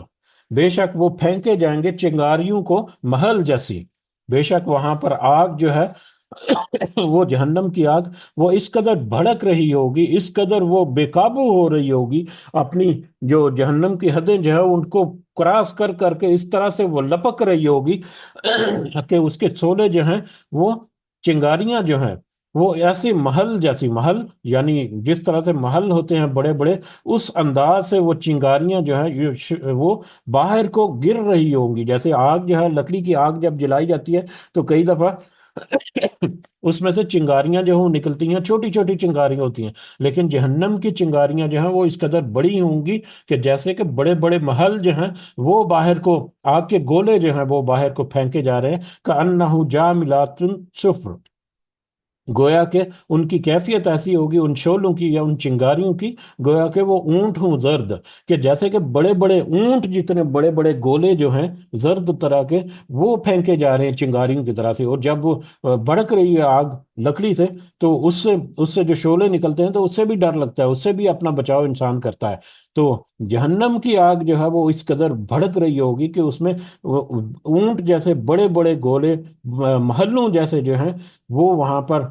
چنگاریوں کی شکل میں وہاں پر اڑتے پھرتے ہوں گے۔ تو اس دن ویل یومئذ للمکذبین، اس دن کو جٹلانے والے، جس دن کا یہ تذکرہ کیا رہا ہے، اس دن کو جٹلانے والے جو ہیں ان کے لیے یقیناً اس دن میں ہلاکت ہوگی، ویل ہوگی۔ آج کے دن دنیا کی زندگی میں اللہ تعالیٰ نے اس دن کے بارے میں سارا کچھ بتا دیا، جو بھی اس کو جٹلائے گا اس کے لیے تو ویل ہے۔ ہاذا یوم لا ینطقون، یہ ہے وہ دن نہ وہ بول سکیں گے، اس دن کسی کے پاس کچھ کہنے کے لیے نہیں ہوگا، کسی کے پاس یہ کچھ کہنے یعنی as an evidence, as a argument, ٹھوس آرگومنٹ جس کو کہتے ہیں، وہ کوئی کسی کے پاس نہیں ہوگا، ہر ایک کو اپنا پتہ چل جائے گا وہاں پر کہ اس نے کیا کھویا اور کیا پایا۔ ولا یؤذن، اور نہ اجازت دی جائے گی انہیں، لہم ان کو، فیعتذرون، کہ وہ عذر پیش کرے، اور نہ ہی وہاں پر ان کو کوئی عذر یا بہانے پیش کرنے کی اجازت دی جائے گی، یعنی عذر اور بہانے وہاں پر نہیں چلیں گے، ان کے پاس اپنی کوئی بات نہیں ہوگی، کوئی ٹھوس ایویڈنس، کوئی ٹھوس دلیلیں نہیں ہوگی اپنے آپ کو بچانے کے لیے وہاں پر، اور نہ ہی ان کے پاس کوئی ایسے عذر ہوں گے جن کو وہ پیش کریں، اور اگر عذر پیش کریں گے بھی تو ان کی حقیقت اسی وقت کھل کر سامنے آ جائے گی، تو ان کے عذر جو ہیں ان کا بھی کوئی وقت وہاں پر نہیں ہوگی، تو وہ نہ تو وہ وہاں پر بول سکیں گے، اور نہ ہی وہ کوئی عذر ان کو پیش کرنے دیا جائے گا، یا نہ کوئی ان کا عذر جو ہے وہ وہاں پر قابل قبول ہوگا کہ تسلی بخش ہوگا کہ اس کو سمجھا، اس کو قبول کیا جائے۔ ویل یومئذ للمکذبین، ہلاکت ہے، ویل ہے ان لوگوں کے لیے جو اس دن کو جٹلاتے ہیں، جس دن ان کو کوئی عذر اور کوئی بہانہ جو ہے ان کے لیے کارگر نہیں ہوگا۔ ھذا یوم الفصل، یہ ہے وہ فیصلے کا دن جس کا ابھی تذکرہ شروع ہوا تھا کہ یہ فیصلے کا دن کیا ہے تم کیا جانو، وما ادراک ما یوم الفصل، تمہیں کیا پتا کہ وہ فیصلے کا دن کیا ہے؟ یہ ہے وہ فیصلے کا دن جس دن کو تم جٹلاتے ہو اس دنیا کی زندگی میں، جمعناکم اولین، جس دن جمع کر دیا جائے گا تمہیں بھی اور تم سے پہلے لوگوں کو بھی، تمہیں بھی اور تم سے پہلے لوگوں کو بھی۔ خاص کر مشرکین کی طرف اگر ہم اشارہ کریں تو مشرکین جو ہے وہ کہتے تھے کہ ہمارے آباء و اجداد کی طرف سے یہ سارا کچھ ہمیں ملا، انہی کے عقائد ہیں، وہ نظریات ہیں، ہم ان کو کیسے چھوڑ دیں؟ تو ان کے آباء و اجداد کو بھی وہاں پر جمع کر دیا جائے گا کہ یہ ہیں تمہارے آباء و اجداد، جن کے کہنے پر یا جن کی باتوں کا تم آئے گے، تو وہاں پر ڈائریکٹ جب کمیونیکیشن ہوگی کہ ہر ایک کو کچھ بھی، ہر ایک کے سامنے سب کچھ کھل کر سامنے آ جائے گا، اور کسی کے پاس کوئی بہانہ عذر تلاش نہیں رہا گا وہاں پر۔ یہ ہے فیصلے کا دن، اس دن جمع کر دیا جائے گا سب اگلوں کو اور پچھلوں کو، سب آگے پیچھے آنے والے لوگوں کو، سب کو وہاں پر جمع کر دیا جائے گا۔ فَإِن كَانَ لَكُمْ كَيْدٌ فَكِيدُونِ، تو اگر ہے تم کو کوئی داؤ آتا تو تم داؤ کر لو مجھ پر۔ وہاں پر اللہ تعالیٰ کہے گا کہ اب اس سچویشن سے بچنے کے لیے، اس جہنم سے بچنے کے لیے، اب تمہارے پاس کوئی داؤ ہے، کوئی تدبیر ہے، کوئی تم کچھ کر سکتے ہو تو کر لو میرے سامنے آ کر، جو کچھ کر سکتے ہو تم کر لو۔ لیکن وہاں پر انسان کے بس میں کچھ بھی نہیں ہوگا، نہ اس کے پاس کوئی عذر ہوگا، نہ اس کے پاس کوئی مہلت ہوگی، نہ اس کے پاس کوئی ارگومنٹس ہوں گے، نہ اس کے پاس کوئی نیکی کا کام ہوں گے۔ اللہ تعالیٰ ہمیں ان ایسے سارے لوگوں سے محفوظ رکھے۔ اللہم لا تجعلنا منہم، آمین یا رب العالمین۔ تو ان سے کہا جائے گا کہ اگر تم کوئی تدبیر کر سکتے ہو، کوئی داؤ پیچ لگا سکتے ہو اس جہنم سے چھٹکارا پانے کے لیے تو کر کے دیکھ لو، لیکن کچھ بھی فائدہ مند نہیں ہوگا ان کی وہاں پر، کچھ بھی، نہ ہی کوئی مددگار ہوگا، نہ ہی کوئی سفارشی ہوگا۔ وَيْلٌ يَوْمَئِذٍ لِّلْمُكَذِّبِينَ، تو ایسے لوگ جو اس دن کو جٹلاتے ہیں، جن کے سامنے یہ سارا تذکرہ کر دیا، جن کے سامنے یوم الفصل، فیصلے کے دن کے بارے میں سارا کچھ بتا دیا، پھر بھی اگر وہ جٹلاتے ہیں اس دنیا کی زندگی میں، تو ان کے لیے تو پھر ویل ہے، ان کے لیے تو پھر ہلاکت ہے۔ ان المتقین فی ظلال و عیون، بے شک متقی لوگ جو ہیں وہ سایوں میں ہوں گے اور چشموں میں ہوں گے۔ یہ اس کی پوری تفصیل ہم نے پچھلی سورہ مبارکہ میں ہم نے دیکھ لی ہے آلریڈی، کہ متقی لوگ جو ہیں ان کے اوپر جنت کے سائے یا جنت کے درختوں کے سائے اور وہاں پر چشمے ہوں گے۔ وفواکہ مما یشتہون، اور پھل جو ہیں وہ ان کے لیے جمع کیے جائیں گے جب جس سے وہ سب چاہیں گے، یعنی کہ پھل بھی ان کے لیے ہوں گے جس سے وہ چاہیں گے۔ کلو وشربو ہنیئا بما کنتم تعملون، تم سب، ان سے کہا جائے گا کہ تم سب کھاؤ اور پیو مزے سے اس کے بدلے جو تم دنیا میں عمل کرتے رہے۔ یعنی ان کو وہاں پر مشروب کے، شراب کے اور دوسرے مشروب جو ہے ان کے وہاں پر چشمے بھی ان کے پاس ہوں گے، اور پھل بھی ان کے قریب ہی لٹکے ہوئے ہوں گے کہ آسانی سے ان کو حاصل کر سکیں گے۔ پھلوں کا آسانی سے حاصل کرنا وہ بھی ہمیں سمجھ لگتا ہے، اور پچھلی سورہ مبارکہ میں ہم دیکھا کہ وہ چشموں کو بھی اپنی مرضی سے موڑ کر اس کی برانچیں اپنی طرف لے جانے پر بھی اللہ تعالیٰ ان کو قدرت دے چکا ہوگا۔ تو وہ بڑے آرام سے، اور ان سے کہا جائے گا کہ تم کھاؤ پیو مزے سے رہو یہاں پر، اور یہ ہے اس چیز کا بدلہ جو تم دنیا میں کرتے رہے، دنیا میں تم نے محنت مشقت کی، دوڑ دھوپ کرتے رہے، اس دن سے اس عذاب سے بچنے کے لیے اللہ تعالیٰ کے احکامات کی پاسداری کرتے رہے، اس کا خوف کرتے رہے، تو اس سارے عمل کے بدلے میں اب تم یہ کھاؤ پیو اور مزے میں رہو۔ اِنَّا كَذَلِكَ نَجْزِي الْمُحْسِنِينَ، اسی طرح سے ہم بدلہ دیتے ہیں نیکی کرنے والوں کے لیے۔ وَيْلٌ يَوْمَئِذٍ لِّلْمُكَذِّبِينَ، ہاں وہ لوگ جو اس دن کو جٹلاتے ہیں ان کے لیے ویل ہے۔ اب یہاں پر یہ بھی بڑی ایک معنی خیز بات آتی ہے کہ جنت کا ذکر ہوا اور جنت کی نعمتوں کا ذکر ہوا، اس کے بعد واپس وہی آیت آ گئی، وَيْلٌ يَوْمَئِذٍ لِّلْمُكَذِّبِينَ، کہ جٹلانے والوں کے لیے ہلاکت ہے۔ گویا کہ جو جنت کے عذاب کو جٹلاتا ہے تو وہ انڈائریکٹلی وہ خواہش تو کرے گا اپنے دل میں کہ مجھے جنت کی نعمتیں ملیں، لیکن جس نے اس جہنم کی عذاب کو جٹلا دیا، اس نے انڈائریکٹلی جنت کی نعمتوں کو بھی جٹلا دیا۔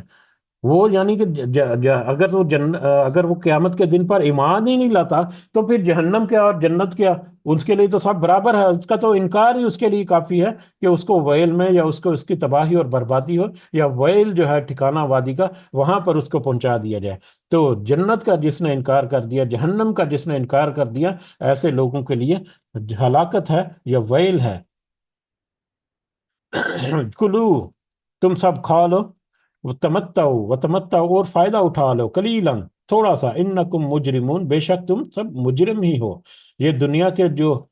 جٹلانے والے جو ہیں، یا دنیا میں انکار کرنے والے جو ہیں، کفر کرنے والے ہیں، جو ہے شرک کرنے والے ہیں، نافرمانی کرنے والے ہیں، اللہ کے احکامات کو پس پش ڈالنے والے ہیں، چاہے وہ ایمان لے کر آئے ہیں چاہے نہیں لے کر آئے، یہ سارے کے سارے جو ہیں، تم دنیا کی زندگی میں کچھ عارضی فائدہ اٹھانا چاہتے ہو تو اٹھا لو، بلا شبہ تم دنیا میں اللہ تعالیٰ تمہارے اوپر احسان کر رہا ہے، دنیا میں اللہ تعالیٰ کی رحمت سب کے لیے یکساں ہے، سب کے لیے مساوی ہے، چاہے وہ مسلم ہے نان مسلم ہے، چاہے وہ حق پرست ہے اور چاہے وہ باطل پرست ہے، دنیا میں تو سب کے لیے نعمتیں اللہ تعالیٰ کی ہیں، رحمتیں اللہ تعالیٰ کی ہیں، لیکن یہ ساری نعمتیں جو ہیں عارضی ہیں، ان نعمتوں کو تم اگر فائدہ اٹھانا چاہتے ہو تو اٹھا لو، لیکن پھر بھی اگر تم ان نعمتوں سے جو صحیح نعمت اللہ تعالیٰ کی ہدایت کی نصیحت کی جو نعمت ہے اس سے تم فائدہ نہیں اٹھاؤ گے، اس نصیحت کے مطابق اگر تم اپنی اصلاح نہیں کرو گے تو پھر انکم مجرمون، بے شک تم مجرم ہی ہو، جتنا مرضی تم دنیا میں آسودہ حال پر رہو، جتنی مرضی چیریٹی کے کام کر لو، اگر تم خود اللہ کے احکامات کو قبول کر کے اس کے مطابق اپنے معاملات درست نہیں کرو گے تو پھر تو تم مجرم ہی ٹھہرو گے۔ اگر تو توحید کے اوپر نہیں ہے تو پھر تو کوئی ارگومنٹ نہیں کہ وہ جہنم میں سیدھا جائے گا، اگر اس نے اللہ کی توحید کو قبول نہیں کیا، اور اگر اللہ نے اگر اس نے توحید کو قبول کیا اور رسالت کے اوپر اور باقی معاملات جو ہیں درست کر لیے تو پھر یہ ہو سکتا ہے کہ اس کو سزا کے بعد واپس سنا جائے، لیکن اس کے باوجود اگر کوئی یہ سوچے کہ قیامت کے دن، جیسا کہ یہودیوں کا عقیدہ ہے کہ اگر وہ گئے بھی تو کچھ دن کے لیے جائیں گے اور پھر واپس جنت میں چلے جائیں گے، تو کچھ دن کیا، کچھ لمحے، ابھی جو اندازہ ہو رہا ہے ہمیں پچھلی آیات پڑھ کر کہ دور سے ایک سایہ نظر آئے گا ان کو، وہ سائے میں جائیں گے تو وہ سایہ بھی ان کے لیے تکلیف دہ ہوگا، سایہ بھی جہنم کا جو تکلیف دہ ہوگا، جہنم کا چنگاری جو ہے وہ اس قدر بڑی ہے کہ وہ اونٹ کی مانند اور محلوں کی مانند وہاں پر اڑ اڑ کر باہر آ رہی ہوگی، تو وہاں پر کوئی سوچ سکتا ہے ایک لمحہ کے ایک لمحے کا کچھ حصہ بھی وہاں پر ٹھہرنے کا، کہ دنیا میں آگ جو ہے اس کے اوپر بھی چند لمحے جو ہے انسان اپنا ہاتھ جو ہے وہ نہیں رکھ سکتا، تو قیامت کی آگ جو ہے اس کی کس قدر وہ شدید ہوگی اس کا اندازہ نہیں کیا جا سکتا۔ تو تم دنیا کی زندگی میں بھلے تھوڑا سا فائدہ اٹھانا چاہتے ہو، لیکن اگر تم نے نصیحت کا فائدہ نہیں اٹھایا اللہ تعالیٰ کی تو پھر تم مجرم ہی ہو، جرم کرنے والے ہی ہو۔ وَيْلٌ يَوْمَئِذٍ لِّلْمُكَذِّبِينَ، تو لہذا جو اس طرح کے جرم کرتے ہیں دنیا میں، اس طرح سے جھٹلاتے ہیں دنیا میں، تو ان کے لیے تو ہلاکت ہے، ان کے لیے تو تباہی ہے، ان کے لیے تو ویل ہے۔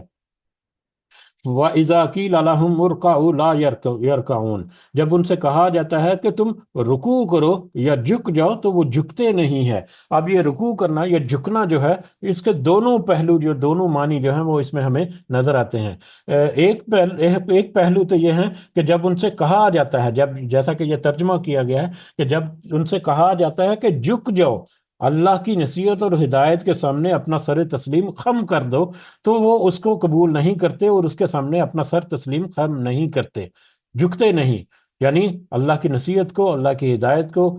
قبول نہیں کرتے، یہ لوگ بھی ہیں۔ دوسرے معنوں میں رکوع کرنے کا بھی مطلب ہے، یعنی نماز کے ارکان جو ہیں ان میں، کہ جب ان کو نماز کی طرف بلایا جاتا ہے تو نماز کو ادا نہیں کرتے، یا نماز ادا کرنے کے کنسپٹ میں اگر دوسرے کر لیں کہ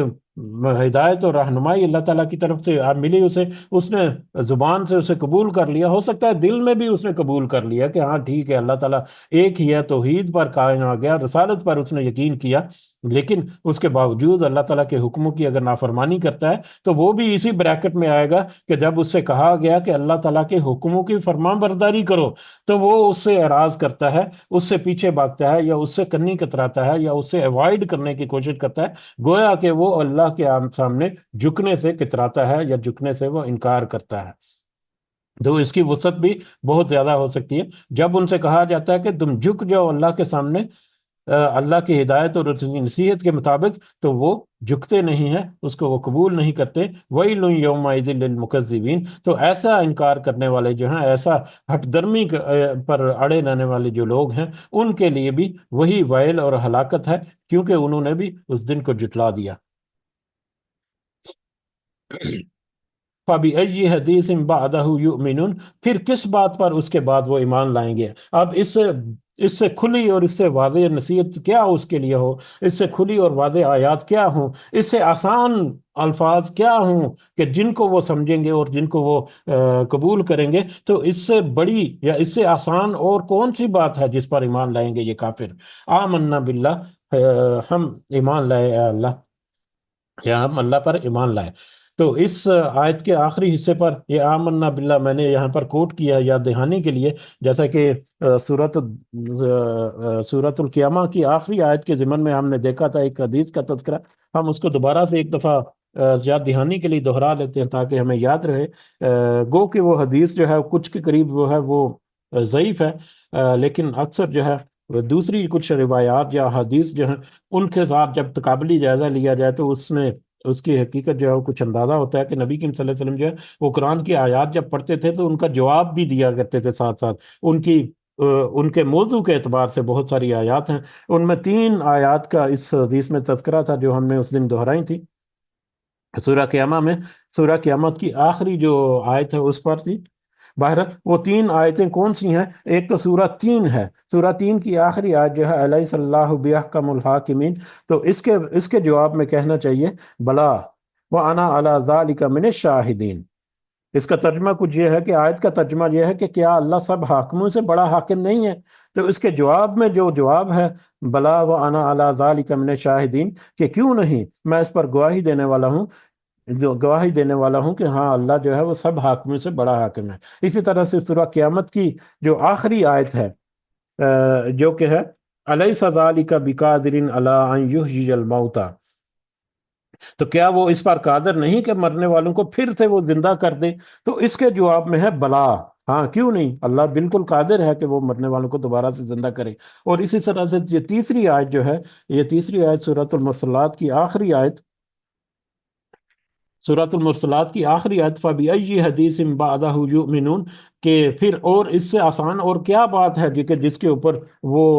ایمان لائیں گے یا جس کو وہ سمجھیں گے اور اس کو قبول کریں گے؟ تو اس کا جواب میں ہے آمنا باللہ، کہ ہم ایمان لائے، کہ مطلب دوسرے ایمان لاتے ہیں یا نہیں لائے یہ ہمارے لیے قابل قبول ہے، بہت آسان ہے۔ اللہ تعالیٰ نے ہمیں توفیق دی، اللہ تعالیٰ نے ہمیں یہ ہمت اور طاقت دی کہ ہم اس کو قبول کریں، اللہ تعالیٰ ہمیں یہ بھی طاقت اور توفیق دے کہ ہم اس کے اوپر عمل بھی کریں۔ آمنا باللہ، ہم تو اس پر ایمان لائے، اللہ تعالیٰ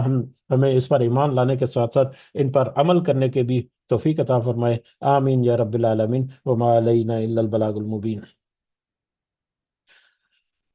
جی الحمدللہ، یہاں پر یہ ہمارا پارہ جو ہے وہ بھی مکمل ہو گیا، پارہ نمبر 29۔ اور اگلی جو مجلس ہوگی قرآن کی، آج ہے بدھ ہے، اگلی مجلس قرآن کی مجلس جو اتوار سے ہوتی ہے، تو اتوار سے انشاءاللہ ہم 30واں پارہ شروع کریں گے۔ الحمدللہ اللہ تعالیٰ نے اس قدر بڑی سعادت جو ہے وہ ہمیں بخشی کہ ہم اس چھوٹے سے اس قافلے کے ساتھ، کارواں کے ساتھ رواں دوا ہیں۔ اللہ تعالیٰ سے دعا ہے کہ ہماری اس کوشش میں ریاکاری جو ہے وہ ہم سے دور کرے اور ہماری اس کوشش کو قبول و منظور فرمائے، اور اس کے مطابق ہمیں صحیح راستے پر چلتے رہنے کی توفیق عطا فرمائے۔ آمین۔ اپنے ساتھیوں کو، کچھ جو لوگ ہیں وہ کنیکٹڈ ہیں، کچھ جو ہیں وہ کبھی کنیکٹ ہو جاتے ہیں، کبھی ڈسکنیکٹ ہو جاتے ہیں، کچھ جو لوگ ہیں وہ اپنے معمولات کے مطابق جو ہیں وہ ڈسکنیکٹ ہو جاتے ہیں۔ بہرحال ایک دفعہ پھر ہے کہ اپنے ساتھی جو ہیں ان کو آپ ضرور کہیں کہ وہ کنیکٹڈ رہیں، کیونکہ آخری جو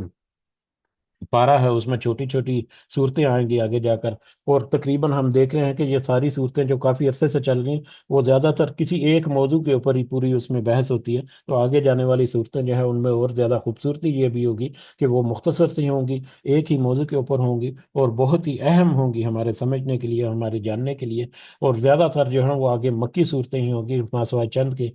تو بہرحال ہم سب کو اللہ تعالیٰ توفیق دے کہ ہم ان باتوں کو سمجھ کر ان کے مطابق اپنی اصلاح بھی کر سکیں۔ اپنے ساتھیوں کو ضرور کہیں کہ اس مجلس میں شامل ہوں اور ہمارا حصہ بنیں، تاکہ اس میں برکت ہو اور ہماری آواز جو ہے وہ آگے بھی پہنچے، اور اللہ تعالیٰ ہمیں توفیق بھی دے کہ ہم اس کے مطابق دوسروں کو بھی سکھا سکیں اور دوسروں کو بھی سمجھا سکیں۔ آمین یا رب العالمین۔ جی کچھ اضافہ اگر آپ کرنا چاہیں تو کر سکتے ہیں، جزاکم اللہ خیرا کثیرا۔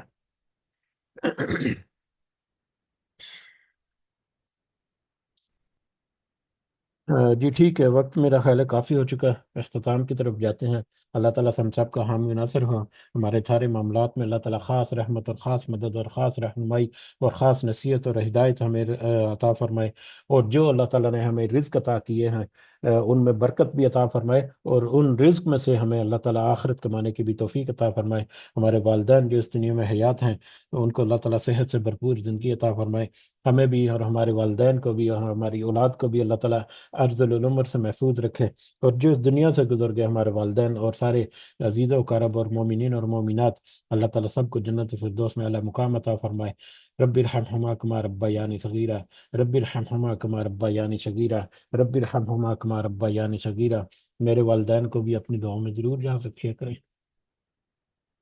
والدین سے بڑی کوئی نعمت نہیں دنیا میں۔ رب ارحمہما کما ربیانی صغیرا، ربنا آتنا فی الدنیا حسنہ وفی الآخرۃ حسنہ وقنا عذاب النار، ربنا ظلمنا أنفسنا وإن لم تغفر لنا وترحمنا لنكونن من الخاسرين، ربنا تقبل منا إنك أنت السميع العليم وتب علينا إنك أنت التواب الرحيم، سبحان ربك رب العزة عما يصفون وسلام على المرسلين والحمد لله رب العالمين، سبحانك اللهم وبحمدك أشهد أن لا إله إلا أنت أستغفرك وأتوب إليك، جزاكم الله خيرا كثيرا، السلام علیکم ورحمۃ اللہ وبرکاتہ۔